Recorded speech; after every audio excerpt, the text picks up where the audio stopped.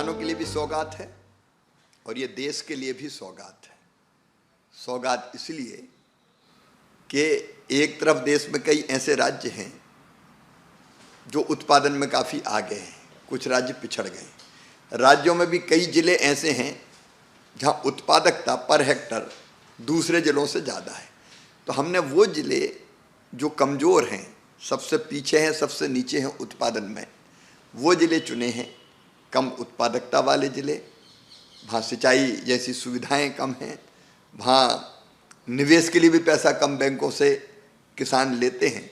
ऐसे 100 जिले जो उत्पादकता में सबसे नीचे हैं, उन जिलों का चयन किया है और उन जिलों में उत्पादकता बढ़ाने के लिए 11 विभाग की 36 योजनाएं एक साथ मिलकर काम करेगी। उन जिलों की उत्पादकता बढ़ेगी तो किसान को तो भला हो गई, लेकिन देश का भला भी होगा, ओवरऑल उत्पादन भी हमारा काफ़ी बढ़ेगा। वैसे ही दलहन मिशन, देश आज आत्मनिर्भर है, गेहूं में, चावल में, अन्न के भंडार भरे पड़े हैं, एक्सपोर्ट कर रहे हैं, लेकिन दालों की खपत लगातार बढ़ती जा रही है और दाल अभी भी हमको विदेशों से मंगवानी पड़ती है। आयात पर निर्भरता है हमारी। भारत सबसे बड़ा उत्पादक भी है, सबसे बड़ा उपभोक्ता भी है और सबसे बड़ा निर्यातक भी है दालों का।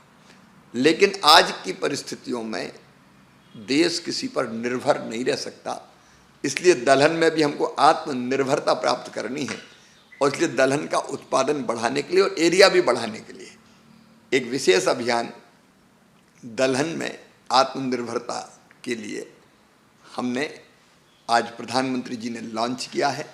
उसमें दलहन के अच्छे बीज, अच्छी जो हमारी प्रणालियां हैं, खेती की कृषि पद्धतियां, उनको लागू करना और अलग अलग तरह की कई योजनाएं हैं जिस पर हम लोग काम करके दलहन का उत्पादन बढ़ाएंगे। 2030-31 तक हम दलहन में भारत को आत्मनिर्भर करेंगे और दलहन का उत्पादन बढ़ेगा तो किसान को भी फायदा होगा।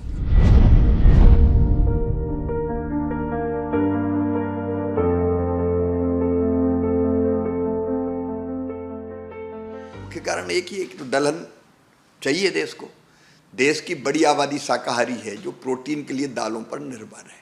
दूसरी बात यह है कि भारत में समृद्धि लगातार बढ़ रही है तो क्रय शक्ति भी बढ़ रही है। अब लोग कोई चटनी से रोटी नहीं खाते, अब तो दाल तो चाहिए ही, इसलिए भी जरूरी। दूसरी चीज और है कि हमको कृषि का विविधीकरण भी करना पड़ेगा, डाइवर्सिफिकेशन।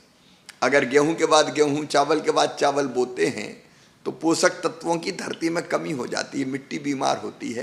अगर हम दालें लगाते हैं तो दालें नाइट्रोजन फिक्सेशन का भी काम करती है, तो धरती हमारी समृद्ध बनी रहती है।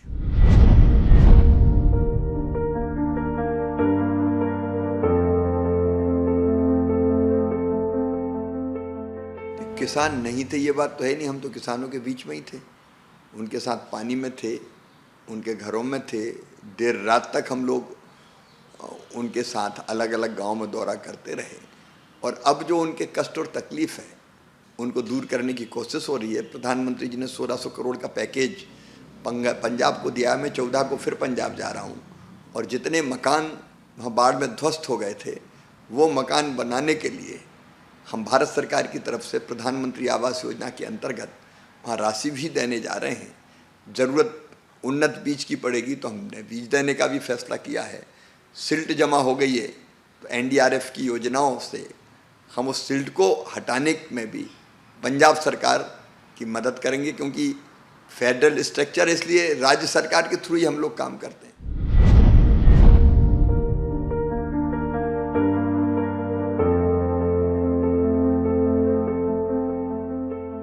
देखिए, कुछ लोग हैं जिनको ये सौभाग्य मिलता है कि वो देश के काम आए, किसानों के काम आए, धरती की सेवा करें, जनता की सेवा करें।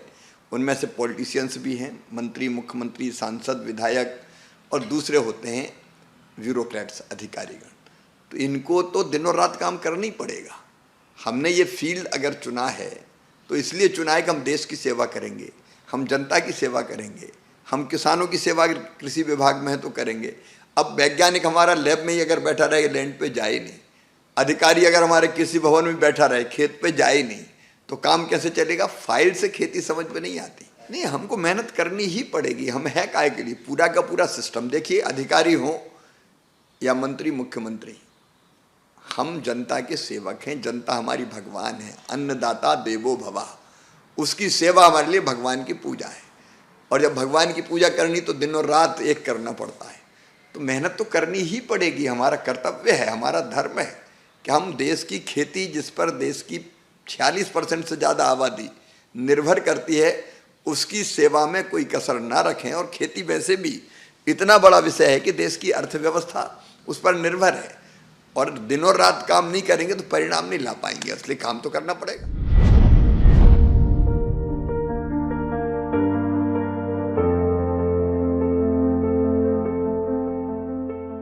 मुझे बहुत कहते हुए प्रसन्नता है कि जब से प्रधानमंत्री श्रीमान नरेंद्र मोदी जी बने हैं, कृषि का उत्पादन 40% से ज़्यादा बढ़ गया है, और ये वृद्धि हरित क्रांति के दौर से भी बड़ी वृद्धि है।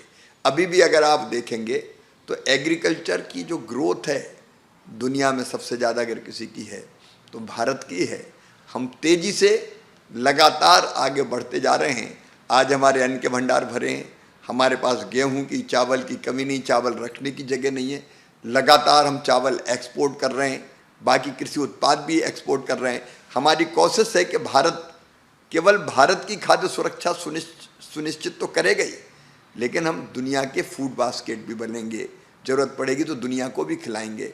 हम अब क्वालिटी पर भी ध्यान दे रहे हैं, गुणवत्तापूर्ण अनाज, फल और सब्जियों का उत्पादन करके हम एक्सपोर्ट करेंगे।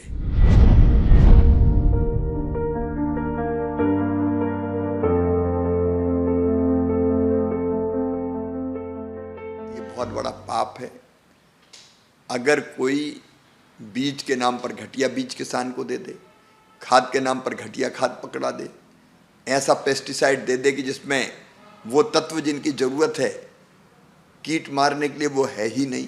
तो इससे बड़ा पाप और अपराध क्या हो सकता है? ऐसे अपराधियों को किसी भी कीमत पर छोड़ना नहीं चाहिए, और इसलिए हमने एक अभियान चलाया घटिया या नकली खाद के खिलाफ, पेस्टिसाइड्स के खिलाफ, और बीजों के भी, क्योंकि कुछ कह के और कोई सा बीज दे दिया। कई जगह कार्रवाइयाँ हुई, व्यापक पैमाने पर कार्रवाइयाँ हुई, फैक्ट्री सील भी हुई। तो ये कार्रवाइयाँ तो लगातार करने की ज़रूरत है, क्योंकि ये किसान के साथ धोखा है, और ये धोखा हम किसी भी कीमत पर चलने नहीं देंगे।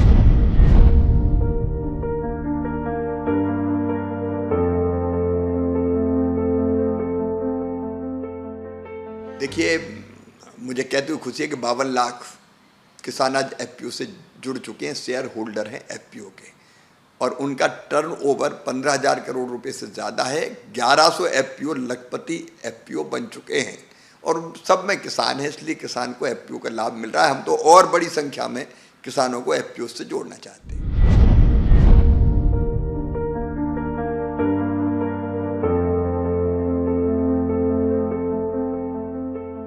कृषि राज्य का विषय है तो मूल रूप से तो भूमिका राज्य की ही रहती है। राज्य अगर परफॉर्म ना करें तो केंद्र अकेला नहीं कर सकता, क्योंकि जमीन तो राज्य पे ही है, केंद्र के पास कोई अलग खेती तो है नहीं। तो राज्य की भूमिका सबसे महत्वपूर्ण है। हमने तय किया है कि एमएसपी पर गेहूं और चावल हम खरीदते ही हैं। फिर हमने उड़द, मसूर और अरहर, ये वो किसान जो रजिस्ट्रेशन करवाएंगे उनसे खरीदेंगे, रजिस्टर्ड किसानों से पूरा। पीएम आशा के तहत हम बाकी भी जो दलहन हो, तिलहन हो, वो भी खरीदने का काम करेंगे। एमएसपी अभी बढ़ाई है, 2014 के पहले तक जो एमएसपी थी उससे बढ़ के 2 गुना, और कई मामलों में तो 2.5 गुना तक हो गई।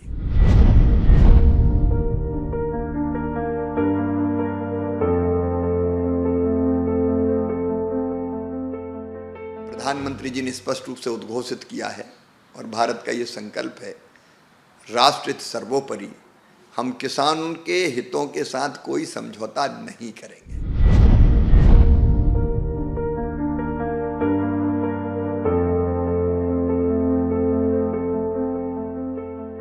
किसानों के कोई भी फैसला किसान हितों को सुरक्षित रखते हुए होगा, क्योंकि हमारे छोटे छोटे किसान हैं जिनके पास जमीन कम है, उनके हितों की सुरक्षा हमारी प्राथमिकता है।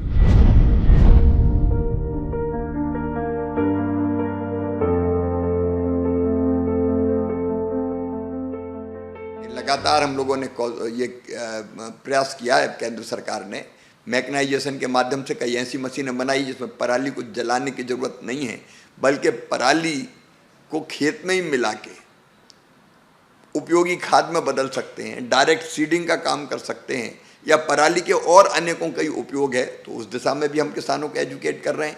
राज्य सरकारों को हमने विशेषकर हरियाणा को, पंजाब को, उत्तर प्रदेश को, एनसीआर में भी हमने राज्य सरकारों को हम धन दे रहे हैं ताकि वैसी मशीनें सब्सिडी पर खरीद के किसानों के पास पहुंचाई जा सके, कस्टम हायरिंग सेंटर में भी आ सके, ताकि किसान पराली न जलाएं और पराली का और बेहतर उपयोग करें।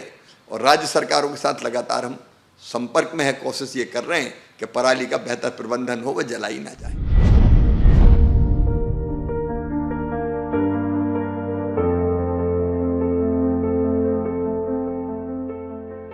निश्चित तौर पर आज प्रधानमंत्री जी के नेतृत्व में एक वैभवशाली, गौरवशाली, संपन्न, समृद्ध और शक्तिशाली भारत का निर्माण हो रहा है। आत्मनिर्भर भारत और विकसित भारत। और आत्मनिर्भर भारत के लिए जरूरी है कि हम स्वदेशी वस्तुओं का उपयोग करें। मेरा स्वयं का, मेरे विभाग का, मेरे कर्मचारियों का ये संकल्प है। किसान ये संकल्प ले रहे हैं लगातार, और मैं भी जनता को जागृत करने की कोशिश कर रहा हूँ कि हम स्वदेशी वस्तुओं का ही उपयोग करें। स्वदेशी का मतलब वो चीज़ जो अपने देश में बनी हो और जिनको बनाने में हमारे लोगों का पसीना लगा हो और उनको रोजगार मिलता हो। जो हो जैसे प्लेटफॉर्म पर आना भी स्वदेशी का ही प्रतीक है।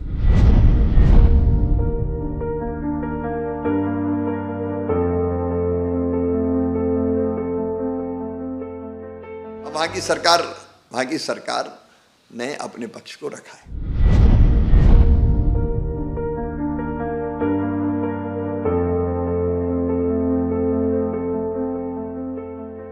वो देश में कम रहते हैं, विदेशों में ही ज्यादा जाते हैं। भारत की मिट्टी से स्वाभाविक प्रेम उनमें दिखाई देता नहीं है। वो भारत की संस्कृति, जीवन मूल्य और परंपराओं से वास्ता नहीं रखते। अगर रखते तो विदेशों में जाके भारत की आलोचना नहीं करते। दुनिया का कोई भी नेता ऐसा नहीं है जो अपने देश के बाहर जाके अपने देश की आलोचना करे। ये पहले कभी नहीं देखा गया। मैं जब एक समय अमेरिका गया था, उस समय मनमोहन सिंह जी भारत के प्रधानमंत्री हुआ करते थे। मुझसे वाशिंगटन डीसी में ये सवाल पूछा गया था कि भारत के प्रधानमंत्री अंडर अचीवर है क्या। मैंने कहा भारत के प्रधानमंत्री हमारा गर्व है, वो अंडर अचीवर नहीं हो सकते। देश के बाहर हम सब एक हैं और देश की प्रतिष्ठा बढ़ाने के लिए काम करते हैं। लेकिन राहुल जी ने देश को बदनाम करने की कोशिश की।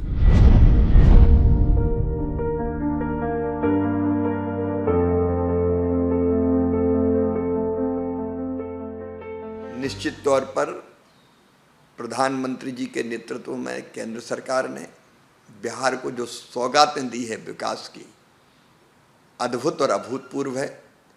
मखाना बोर्ड जैसी संस्थाओं का गठन से लेके आम आदमी की जिंदगी को बदलने तक का काम किया है। और नीतीश कुमार जी ने भी बिहार में को जंगल राज से बाहर निकाला है और कई जन कल्याणकारी योजना दी है। ये डबल इंजन की सरकार, एनडीए के काम लैंडस्लाइड विक्ट्री दिलाएंगे। एनडीए को भारी बहुमत से हमारी सरकार बनेगी बिहार में।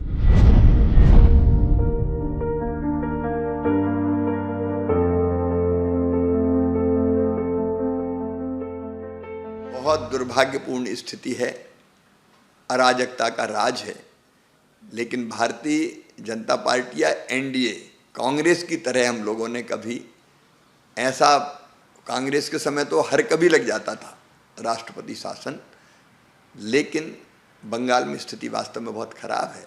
सरकार तो समग्रता से कोई फैसला करती है। मैं अभी इस पर कोई टिप्पणी नहीं करूंगा। सरकार हमारी ऐसी नहीं है कि एक मिनट में कुछ सोच के करे, समग्रता के साथ हर चीज का फैसला करते हैं।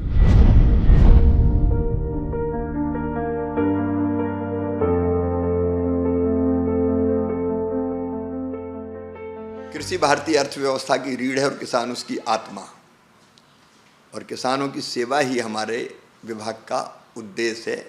अन्नदाता देवो भव। जहाँ वो तकलीफ में होता है वहाँ हमारी कोशिश रहती है कि हम उसकी तकलीफ दूर करें। हम एक एकीकृत कॉल सेंटर की कल्पना कर रहे हैं जहाँ किसान की समस्या आएँ और उनमें से जो हम दूर कर सकते हैं तत्काल दूर करने की कोशिश करें। जो राज्य सरकार का काम है वो राज्य सरकार को भी बताएं।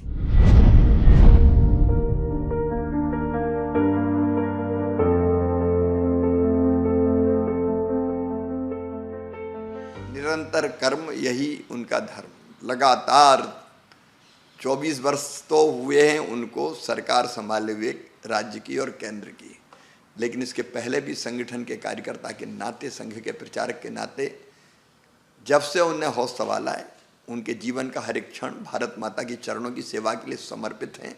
और आज प्रधानमंत्री के रूप में भी अपने देश की और देश की जनता की सेवा में दिन और रात लगे, ऐसा नेता मिलना भारत का सौभाग्य है, जनता का सौभाग्य।